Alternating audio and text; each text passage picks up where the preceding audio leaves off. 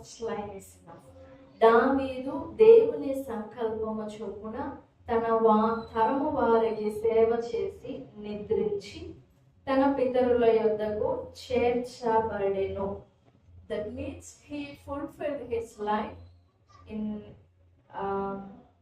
a blessed way. 89వ కీర్తన మనం చూసినప్పుడు మొదటి వచనం నుండి 37వ వచనం వరకు ఒక భాగం, 37 నుండి 52 వరకు ఒక భాగం. ఒక వ్యక్తిని దేవుడు విడిచిపెట్టినప్పుడు ఎంత నిర్దాక్షిణ్యంగా విడిచిపెడతాడో, ఎంత కఠినంగా విడిచిపెడతాడో ఈ భాగాల్లో చదువుతాం. ప్లస్ దావీదు సింహాసనము స్థిరపరచబడము అనేది దావీదునకు మాత్రమే వ్యక్తిగతంగా ఇచ్చిన దీవెన కాదు, దావీదుకు సొంతముగా ఇచ్చిన వ్యక్తిగత ఆశీర్వాదం కాదు, తన సంతతి అంతటికి ఇచ్చాడు. ఆ సంతతి వారు దాన్ని నిలుపుకోవాలి. మా నాన్న భక్తి చేశాడు కదా, ఆ దీవెన నా మీదకి రావాలి అంటే రాదు. నా భక్తి నేను చేయాల్సిందే. మా నాన్న చాలా గొప్ప పరిచయం చేశాడు కదా, 40 సంవత్సరాలు దేవునికి ఇష్టానుసారంగా పరిచయం చేసిన వ్యక్తి దావీదు. అయితే దావీదు తర్వాత వచ్చిన రాజులందరూ కూడా దేవుని దృష్టికి కోపం రేపి దేవునికి ఆయాసము కలిగించి ఆయన్ని బాధ పెట్టినప్పుడు అసలు ఈడ్చి విసురు కొట్టేశాడు దేవుడు వారు. అంటే ఎంతవరకు లోబడతామో అంత కృప పొందుతాం, ఎంత భయపడతామో అంత కృప పొందుతాం, ఎంత విశ్వాసం చూపుతామో అంత మాత్రమే కృప పొందుతాం. Not an inch above or not an inch down. దానికి బెస్ట్ ఎగ్జాంపుల్ ఈ 89వ కీర్తన. దేవుని వాగ్దానమైన దేవుని వాగ్దానము మార్పు లేనిది కదా, దేవుని ఆశీర్వాదము మార్పు లేనిది కదా. ఒకసారి ఆశీర్వాదం ఇచ్చాడంటే ఇంకా తరతరాలు కదా అట్లాగే నిలిచిపోతుంది అని పొరపడతాం మనం. దేవా, నువ్వు ఇచ్చిన ఆశీర్వాదము నువ్వు ఎట్టగా నెరవేర్చుకోవాల్సిందే అని దేవుణ్ణి డిమాండ్ చేస్తాం మనం. కానీ దేవుడు మలాకి గ్రంథంలో చూడండి, 2వ అధ్యాయం 2వ వచనం చివర లైన్, మొదటి నుంచి కూడా చదవండి. సైన్యములకు అధిపతి యెహోవా సెలవిచ్చిందేమనగా, ఆజ్ఞను ఆలకింపక కనపరుచినట్లు మన పూర్వకముగా ఆలోచింపకయ్యి ఉండిన ఎడల నేను మీ మీదకి శాపం తెప్పించి మీరు ఇంతమంది పొందుకున్నారే ఆశీర్వాద ఫలము, దాన్ని నేను శాపంగా మార్చేస్తా, శపించేస్తా. ఇచ్చింది ఆశీర్వాదం నేనే, కానీ ఆ ఆశీర్వాదం నాకు లోపడకపోతే దాన్ని శాపముగా మార్చే హక్కు కూడా నాకే ఉంది. కానీ ఆశీర్వాదం అనేది ఒక, దాన్ని ఏమనాలి, ముఖం మార్చుకోకుండా, పరిస్థితిని మార్చుకోనకుండా ఉండదు ఆశీర్వాదం. మనం లోబడే కొలది లోతునకు వెళ్తాం, లోబడలేదా పైన తేలాడుతూ ఉంటాం. పైన తేలాడే నీటి బుడగలు ఉంటాయి చూసారా, చాలా అందంగా కనపడతాయి, చాలా పెద్దగా కనపడతాయి, కానీ ఎంతసేపు ఉంటాయి, మనం అట్లా చూసి అట్లా కన్నార్పిలో పారిపోతాయి. అలాగనే ఉంటుంది ఆశీర్వాదం. ఆశీర్వాదానికి బలం లేదా అని అంటే అది కాదు దాని అర్థం. ఆశీర్వాదానికి బలం ఉంది, కానీ నువ్వు లోబడే కొలది, నువ్వు విధేయత చూపే కొలది, నువ్వు విశ్వసించే కొలది, ఆ మాటని నమ్మే కొలది ఆ ఆశీర్వాదానికి బలం జోడవుతూ ఉంటది, బలం కూర్చబడుతూ ఉంటది. అదే దానికి అవిధేయత తోడైందా బలం కోల్పోతుంది. మనమే కారణం మన ఆశీర్వాదాన్ని నిలబెట్టుకోవాలన్నా, మన ఆశీర్వాదాన్ని చేజార్చుకోవాలన్నా. మంచిది. ఈ 89వ కీర్తన చాలా డేంజరస్ కీర్తన, చాలా జాగ్రత్తగా గమనించాల్సిన కీర్తన. ఎందుకంటే ఇందులోనే ఆశీర్వాదం ఉంటుంది, ఇందులోనే పతనం, నాశనం కూడా ఉంటుంది. సో ఈ అధ్యాయంను చాలా జాగ్రత్తగా మీ వ్యక్తిగత జీవితాల్లో కూడా చదువుకోవాలి, అధ్యయనం చేసుకోవాలి. మన పర్సనల్ లైఫ్కి, మన అడుగడుగున మన ప్రవర్తనకి, మన ఆలోచనలకు, మన క్రియలకు ఈ వచనాలను చాలా జాగ్రత్తగా మనం అప్లై చేసుకోవాలి, అన్వయించుకోవాలి. లేకపోతే మనం జారిపోతాం, కృపలు పోగొట్టుకుంటాం. ప్రభు చెప్పాడు, కృప వెంబడి కృప మీకు ఇవ్వబడుతుంది అన్నాడులే, కానీ అన్నంత మాత్రాన దొరకదు. అది మనం దాన్ని సంపాదించుకోవాలి. We have to multiply the blessing we received once. మనం దాన్ని కదిలించకుండా ఉంటే మురిగిపోతాయి అంటారు చూసారా, అలాగుంటది అనమాట. ఎన్నటికి ఆశీర్వాద ఫలం మాత్రం అనుభవించం, అది అట్లాగనే ఉంటుంది. Praise the Lord. 89వ కీర్తన మనం చూసినప్పుడు ఈ కీర్తన రాసింది ఎవరు? ఎవరు ఏతాను? ఎజ్రాహీయుడైన ఏతాను. ఇందులో this is not about the failure of David, but they are just remembering and reminding the Lord that his blessings and his promises are so great and marvelous in David's life. మొదటి రాజులు 4వ అధ్యాయము 31వ వచనం చూడండి. 15వ అధ్యాయం మొదటి దినవృత్తాంతములు 19వ వచనం. హేమాను, ఆసాపు, ఏతాను వీరు దావీదు దేవుని ఆలయంలో నిర్ణయించిన ఉండవలెను బలిపీఠపు పనులు, దేవాలయపు పనులు నిర్వహించాలి అని దావీదు దేవాలయం కట్టబడక ముందే, పునాదులు కూడా వేయబడక మునిపే ఇంతమంది పాటలు పాడాలి, ఇంతమంది సేవ చేయాలి, ఇలాంటి పనులు జరగాలి, ఇలాంటి అర్పణలు అర్పించాలని తన కుమారుడు దేవాలయం కడతాడనే పూర్ణ నిశ్చయతతో ఆ దేవాలయం యొక్క కట్టుబడికి సంపదని దాచిపెట్టడం మాత్రమే కాదు, కానీ ఎలా ఆరాధనలు జరగాలి, ఎలా నైవేద్యాలు జరగాలి, నా దేవుని మందిరంలో ఎలా స్తుతులు జరగాలి అని ముందుగానే ప్రేమతో, వాంఛతో, చాలా ఆశతో దావీదు రెడీ చేసిన వారన్నమాట. వీరు పాటలు పాడటం కానీ, పాడే వారిని లీడ్ చేయడం కానీ, గైడ్ చేయడం కానీ, స్తుతులు ఎలా చెల్లించాలని కానీ, దేవునికి ఎలా నైవేద్యం చేయాలని కానీ, ఎలా సన్నిధి రొట్టెల విషయంలో కానీ, దేవాలయం లోపల జరగవలసిన విధుల విషయంలో కానీ, అలంకారముల విషయంలో కానీ, అన్నిటి విషయంలో దావీదే ఫస్ట్ ప్రీ ప్లాన్ చేసి ఆ బ్లూ ప్రింట్ని అట్లా సొలొమోను చేతిలో పెట్టాడు అంతే. సొలొమోను జస్ట్ కట్టాడు అంతే. కానీ pre plan, pre blue print అంతా కూడా, మెటీరియల్ అంతా కూడా దావీదుదే. ఆ దావీదు నియమించిన వారు ఆసాపు, హేమాను, ఏతాను. వాళ్ళు ముగ్గురు చాలా చాలా ఘనులు, గొప్పవారు. వారిలో సమూయేలు కుమారులు ఉన్నారు, మనవాళ్ళు కూడా ఉన్నారు. ఆసాపు, హేమాను, ఏతాను. వారిలో ఇప్పుడు మనం చదువుకున్న 89వ అధ్యాయము ఏతాను ఎవరు? ఎజ్రాహీయుడైన ఏతాను. ఈ ఏతాను నాకు మొదటి దినవృత్తాంతములు 15-19 చదివాం కదా, పాఠకులైన ఆసాపు, హేమాను, ఏతాను అని. సో వారు కీర్తనలు పాడతారు, దేవాలయంలో దేవుని స్తుతిస్తారు. లోపల బలుడు అయిపోయిన తర్వాత చేరి వచ్చిన ఆవరణంలో ఉండిన ప్రజలందరినీ కూడా దేవుని పేరట దీవించే ఆశీర్వాద ద ప్రెసెంటర్స్ ఆఫ్ బ్లెస్సింగ్ ఆశీర్వాదిస్తారనమాట వచ్చిన ప్రజలందరినీ కూడా. ఆ మాట ఎక్కడ ఉంటుంది? ఏమని ఆశీర్వదిస్తారంటే సంఖ్యాకాండంలో చూడండి. సంఖ్యాకాండము 6వ అధ్యాయము 23, 24, 25. మీరు ఇశ్రాయేలీయులను సంఖ్య 6 దీవింపవలెను. యెహోవా నిన్ను ఆశీర్వదించి కాపాడుగాక, నీకు తన సన్నిధిని ప్రకాశింపచేసి కరుణించునుగాక, నీ మీద తన సన్నిధి కాంతి ఉదయింపజేసి. ఈలాగున మీరు ఇశ్రాయేలీయులను దీవించాలి.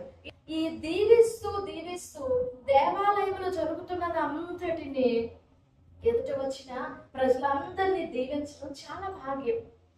దేవుని పక్షాన, దేవుని పేరట, దేవుని స్థానంలో దేవుడు మిమ్మల్ని దీవిస్తాడు, దేవుడు మీకు తోడుంటాడు, దేవుడు మిమ్మల్ని ఆశీర్వదిస్తాడు, దేవుడు తన సన్నిధి కాంతి మీ మీద ప్రకాశింపజేస్తాడని దేవుని పక్షంగా దీవించడం అసలు అది ఎంత గొప్ప భాగ్యమో. దాని అంతటిని చూసిన వాడు ఈ ఎజ్రాహీయుడైన ఏతాను. చూసి ఆ తరువాత దావీదు తరువాత దావీదు రాజ్య పరిపాలన చేస్తున్నప్పుడు చూసిన వాడే ఏతాను, హేమాను, ఆసాపులు. దావీదు తరువాత దావీదు సంపూర్ణంగా పాపం చేశాడు, కానీ దాని విషయంలో ఏ మనిషి కూడా అంత లోతుగా పశ్చాత్తాపడి ఉండడు. దావీదు పశ్చాత్తాపడిన రీతి ద మోస్ట్ స్పెషల్ వే, అదొక యూనిక్ వే అంతే. అసలు ఇంకో ఎగ్జాంపుల్ చెప్పాలంటే పశ్చాత్తాపము ఎలా ఉండాలి అని ఒక ప్రొసీజర్ మనకు చూపించిన వ్యక్తి, ఒక ప్రాసెస్ చూపించిన వ్యక్తి అన్నమాట. పశ్చాత్తాపానికి డిస్క్రిప్షన్ ఇచ్చిన వ్యక్తి, డెఫినేషన్ ఇచ్చిన వ్యక్తి దావీదు. చాలా చాలా లోతుగా పశ్చాత్తాపడ్డాడు, అలా తిరిగి సమకూర్చబడ్డాడు దేవుని చేతుల్లో, దేవుని హస్తంలో, దేవుని సంకల్పమును సంపూర్ణంగా నెరవేర్చాడు. దానికి ప్రూఫ్ అండ్ రుజువు నాకు చూపించాను కదా, అపొస్తలుల కార్యాలు 13వ అధ్యాయము 32, 34, 36 వచనం. దేవుని సంకల్పము చొప్పున చేయవలసిన మనంతటిని సంపూర్తి చేసి నిద్రించి తన పితరులు అంటే ఎవరు? అబ్రహాం, ఇస్సాకు, వాళ్ళలో చేర్చబడ్డాడు. అంటే హిస్ లైఫ్ ఇస్ కంప్లీట్. కానీ దావీదు తరువాత వచ్చిన దావీదు కుమారుడైన సొలొమోను మొత్తాన్ని పడగొట్టేశాడు, మొత్తాన్ని ఛిద్రం చేసేసాడు. తప్పెవరిది? సొలొమోనే దావీదే? సొలొమోనిదే. దావీదు చెప్తాడు, నా దీవెనలు నీ మీదకి వస్తాయి అనుకుంటావేమో, జాగ్రత్త, నువ్వు నడిస్తే నీకు ఆ దీవెన వస్తాయి. నువ్వు దేవుని దీవెన పొందాలనుకుంటున్నావా? నేను ఎలాగ దేవుని మార్గంలో నడిచానో యూ ఫాలో ఇట్. నేను ఎలాగ దేవునికి భయపడ్డానో యూ ఫియర్ గాడ్. ఒకవేళ నువ్వు అలా చేయలేదా, లోకుడు నడిచినట్లుగా నువ్వు కూడా నడుస్తావని హెచ్చరిస్తాడు తన వృద్ధాప్యంలో దావీదు. అయితే సొలొమోను అవేవి తండ్రి బోధను తల్లి బోధను గ్రహించక మార్గం తప్పి తిరుగుతాడు, నాశనం అవుతాడు.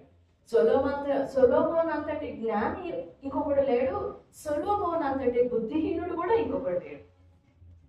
అంత జ్ఞానం గలవాడే, అంత బుద్ధిహీనుడే. కానీ దాని గురించి రాయబడి ఉంటుంది, వీళ్ళందరికంటే ఆసాపు, హేమాను, ఏతానుల కంటే నచ్చేదారు కదా, జ్ఞానం కలిగిన వాడు. 30వ వచనంలో ఉంటుంది సొలొమోను జ్ఞానం గురించి. అప్పుడు ఈ సొలొమోనే పతనం అయిపోయాడు. ఇంకా సొలొమోను తర్వాత వచ్చిన రాజులందరూ కూడా సేమ్ వాళ్ళ తండ్రినే అనుసరించారు. అందుకే పర్టికులర్ గా రాయబడి ఉంటుంది, అక్కడే సొలొమోను టైంలోనే దావీదు ఎంత భద్రంగా కాపాడుకుంటూ వచ్చాడో, రక్త హస్తాలతో కాపాడుకుంటూ వచ్చాడో, ఆ రాజ్యాన్ని 2 ముక్కలు చేసేస్తాడు. ఒకటి ఎక్కువ, ఒకటి తక్కువగా చేస్తాడు. 2 రాజ్యాలు, 2 గోత్రాలు, ఒకటి 10 గోత్రాలు ఇలా విడిపోతాయి. అది ఎవరి చేతిలో ఓడిపోయాడు అని అంటే, తనకంటే పెద్దవారు కాదు, గొప్పవారు కాదు. ఎవరి చేతిలో ఓడిపోయాడు? తన దాసుని చేతిలో ఓడిపోయి రాజ్యాన్ని చిన్నాభిన్నం చేస్తాడు. అప్పటి నుండి రాజులందరూ కూడా కొంతమంది ఏమో సొలొమోను అనుసరిస్తారు, కొంతమంది ఏమో దావీదుని అనుసరిస్తారు. కాకపోతే పర్టికులర్ డిస్క్రిప్షన్ ఇస్తాడు దేవుడు. ఫలానా రాజు, ఫలానా ఆహాజు, లేదా ఫలానా ఆహాబు, లేదా ఫలానా మనషే తన పితరుడైన దావీదు నడిచిన ప్రవర్తనకు సరిగా ప్రవర్తింపలేదు, లేదా తన పితరుడైన దావీదు నడిచిన ప్రవర్తనకు సరిగా ప్రవర్తించాను. దావీదును మెజర్ తీసుకొని, నువ్వు దావీదులాగా నడవలేదు, అవుట్, నువ్వు దావీదులాగా నడిచావు ఇన్, అలాగా దావీదుని మెజర్ తీసుకొని వచ్చాను. దావీదు రాజ్యాన్ని, సొలొమోను రాజ్యాన్ని, తర్వాత రాజుల రాజ్యాన్ని చూసిన ఏతాను ఆ కీర్తన రాసుకుంటున్నాడు. దేవా, నీవు దావీదుకి ఇన్ని వాగ్దానాలు చేసావు కదా, సూర్యుడు ఉన్నంత కాలం, చంద్రుడు ఉన్నంత కాలం అతని సింహాసనం స్థిరపరుస్తానని చెప్పావు కదా, నేను అబద్ధం ఆడను, నా విశ్వాస్యతను రద్దు చేయను, నేను విడిచిపెట్టను, నా కృపను దూరం చేయను అని అన్ని నువ్వే చెప్పావు కదా. 36 వరకు, 37 వరకు ఇట్లు సెలవిచ్చావు. 38 ఫస్ట్ లైన్ లో హాఫ్, ఇట్లు సెలవిచ్చి ఉండి ఇన్ని మాటలు చెప్పావు కదా, నేను అబద్ధికుడనై నా విశ్వాస్యతను విడువను. 33, 34 నా నిబంధనని నేను రద్దుపరచను. ఇంకా ఈ 89, 2, 3 చూడండి. నేను ఏర్పరచుకుని వానితో నిబంధన చేసి ఉన్నాను, నిత్యము నీ సంతానమును స్థిరపరచేదును. ఇన్ని ప్రమాణాలు చేసి ఉండియు 38 ఇన్ని మాటలు సెలవిచ్చి ఉండియు నీవు మమ్ము విడనాడి విసర్జించావు. ఎందుకు ఇలా చేసావు? ఎందుకు మమ్మల్ని విడిచిపెట్టేశావు? ఇప్పుడు నీ దాసుని జ్ఞాపకం చేసుకో. మమ్మల్ని బట్టి జ్ఞాపకం చేసుకోమని అడగడానికి మా దగ్గర ఏ రైట్స్ లేవు, ఏ క్రెడిట్స్ లేవు, ఏ రవ్వంత పాయింట్ కూడా లేవు. కాబట్టి నీ దాసుని జ్ఞాపకం చేసుకో. నువ్వు ఇంత నాశనం తీసుకొచ్చావు కదా దేవా. 46 ఎంతవరకు నీవు దాగి ఎందువు? 49 ప్రభువా, నీ విశ్వాస్యత తోడని నీవు దావీదుతో ప్రమాణం చేసిన తొల్లిటి అంటే ఎర్లియర్, మొదట నువ్వు చేసిన కృపాతిశయములు ఎక్కడా? ప్రభువా, నీ సేవకులకు వచ్చిన నిందను జ్ఞాపకం చేసుకో. 51 అవి నీ శత్రువులు చేసిన నిందలు, నీ అభిషక్తుని నడతల మీద వారు మోపుచున్న నిందలు. నీ సేవకుని జ్ఞాపకం చేసుకో. ఎందుకంటే మేము నీ సేవకుని సంతానం. మేము కీడు అనుభవిస్తున్నా, మేము విసర్జింపబడుతున్నాము అని అంటే నీ సేవకుని పేరు కూడా చెడిపోతుంది కదా. వాళ్ళు పలానా దావీదు సంతానము కదా, ఏంటి వాళ్ళు ఇలాగైపోయారు అని నీ సేవకుడిని దూషిస్తారు కదా. అలా అనకుండా నీ సేవకుడిని జ్ఞాపకం చేసుకో. నీ కృపాతిశయములన్నీ జ్ఞాపకం చేసుకో అని తాను చాలా బాధతో, చాలా వేదనతో రచించిన దైవ ధ్యానం అని తను దేవుని సన్నిధిలో చేసుకున్న ఒక ప్రార్థన. సో దేవుడు ఒక వ్యక్తిని దీవించాలనంటే శాశ్వత కాలానికి దీవిస్తాడు, విసర్జించాలంటే కూడా మనసుని ఎవరు మార్చలేదు. ఆశీర్వాదం వచ్చిందా, నేను నిర్ణయించిన దానిని రద్దుపరచగలవాడెవడు? అడగొచ్చు, దేవా నాకు ఆ వాగ్దానం ఇచ్చావు కదా, అది నేను స్వతంత్రించుకున్నట్లు నన్ను సిద్ధం చేయి, నన్ను సిద్ధపరచు, నన్ను రెడీ చేయి. అది నేను పొందుకున్నట్లుగా పొందదగిన ప్రవర్తన జీవితం నాకు దయచేయి. అప్పుడు ప్రభు దయచేస్తాడు. దయచేస్తాడా లేదా? దయచేస్తాడు. దేవుని ఆశీర్వాదాలు అంటే ఊరికి వచ్చేవిగా ఉచితమైన రక్షణ. కానీ ప్రభు ఎంత సిలువ వేదన అనుభవించాడో నువ్వు కూడా అంత సిలువ యాతన పడితేనే ఆ సిలువ కార్యం నీలో సంపూర్ణమైపోయింది. మనం ఆశీర్వాదాన్ని నిలుపుకోవాలి. అది జ్ఞానం. చాలా మంది పొందుకుంటారు, దీవెనలు పొందుకుంటారు, కృపలు పొందుకుంటారు, వరములు పొందుకుంటారు, ఆశీర్వాదములు పొందుకుంటారు, కానీ వాటిని నిలబెట్టుకోలేరు. జ్ఞానం ఉండదు. కొన్ని జ్ఞానం లేదు కదా అని చెప్పి దేవుడు నిన్ను ఏ విధంగానైనా హెచ్చరించి ప్రేరేపిస్తే అలాగైనా నిలబెట్టుకుంటావా అంటే కొంతమంది అలా కూడా చేయరు. కానీ కొంతమంది వివేకవంతులు, జ్ఞానవంతులు గ్రహించుకుంటారు. ఆ తాను పాడి ఆ కీర్తనలో తనకు మాత్రమే కాదు కానీ తన సంతానం అంటే తరము వాళ్ళందరినీ దేవుడు జ్ఞాపకం చేసుకోవాలని దేవుని సన్నిధిలో విజ్ఞాపం చేస్తున్నాడు. తొలిటి నీ కృపాతిశయములు ఎక్కడ? నీ సేవకుని మీద వచ్చిన నిందను జ్ఞాపకం చేసుకో. దేవా, నీ సేవకుని దాటిపోవద్దు, నీ సేవకుని దాటిపోవద్దు. ప్రభు సన్నిధిలో వేడుకుందాం, ప్రభువా నీ ఆశీర్వాదము పొందదగిన వ్యక్తిగా నన్ను చేయి, పొందదగిన ప్రవర్తన, పొందదగిన జీవితము నాకు దయచేయని ప్రభు సన్నిధిలో వేడుకుందాం. ప్రభు సాయపడతారు. దేవుడి మాటలు మన వీటిలో దీవించుగాక. ఆమేన్.